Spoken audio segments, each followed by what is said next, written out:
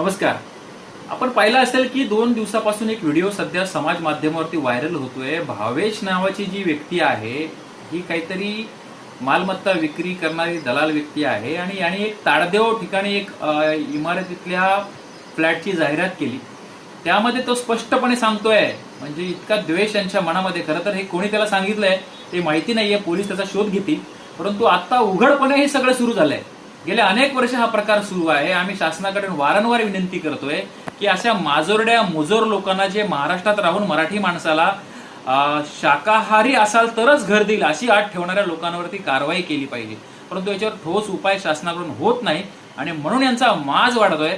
आता बघितलं असेल की तो भावेश नावाची व्यक्ती आहे, तो सरळ स्पष्टपणे सांगतोय 2 BHK फ्लॅट आहे, शाकाहारी असेल तर तुमचं स्वागत आहे, मांसाहारी असेल तर तुम्हाला घर मिळणार नाही. म्हणजे चाललंय काय? अरे तुम्हाला माहिती आहे की ही मुंबई आगरी कोळ्यांची आहे, मांस मासे मटण खाणाऱ्या लोकांची हे शहरं आहेत. मग तुम्ही इथे मुळात आलात कशाला?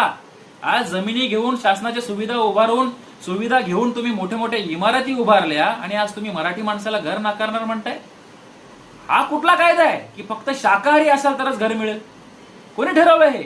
आज मी देखील मांस मासे मटण खात नाही, म्हणजे याचा अर्थ असा होत नाही की बाकीच्याने खाऊ नये आणि मग मी त्यांना घर नाकारणार. हा कुठला प्रकार आहे? शासनाने थांबवलं पाहिजे. आम्ही मराठी एकीकरण समितीच्या वतीने माननीय मुख्यमंत्री, पोलीस आयुक्त मुंबईचे आणि त्या ठिकाणचे ताडदेवचे पोलीस निरीक्षक यांच्याकडे लेखी तक्रार दाखल केलेली आहे. त्या भावेशवरती आणि ज्यांनी ही अट ठेवली आहे या संबंधित लोकांवरती कारवाई झाली पाहिजे. आणि हे प्रकार फक्त ताडदेव पुरते मर्यादित नाहीयेत. मीरा रोडमध्ये देखील अशी घटना 2021 मध्ये माझ्यासोबत घडली होती. तेव्हा मी पोलिसांमध्ये जाऊन गुन्हा नोंद केला होता. हे प्रकार थांबवले पाहिजे.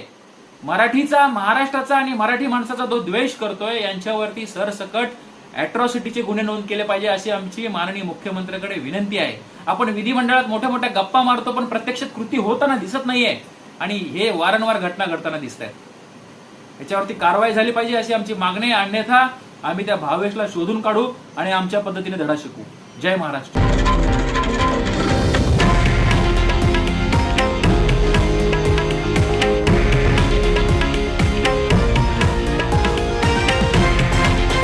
हे आहे देशातील नंबर 1 न्यूज नेटवर्क आणि आपण पाहत आहात TV9 मराठी, एकमेव.